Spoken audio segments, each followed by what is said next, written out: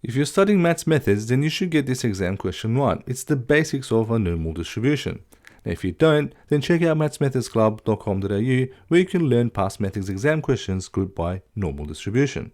Reading this question, we've got the diagram shows three normal distribution curves with means 1, 2, and 3 and standard deviations 1, 2, and 3 respectively.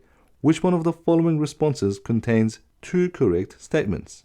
For these normal curves, we can see that the mean values is going to be whatever the x values are.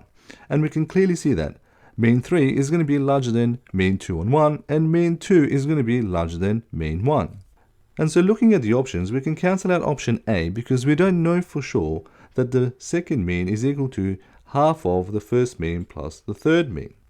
But for options B to E, the mean statements are correct, so we need to look at the standard deviations. Now for a normal distribution, the fatter the curve, the bigger the standard deviation, and the thinner the curve, the smaller the standard deviation. And so for options B and C, we're told that the standard deviations are equal, and looking at the curves, none of the curves have equal width, and so the standard deviations will not be equal. Looking at option D, the standard deviation 2 is less than standard deviation 1, but looking at the graph, we can see that the second curve is fatter than the first curve, which means the standard deviation would have to be bigger, and this is option E, and so the answer for this question is going to be option E.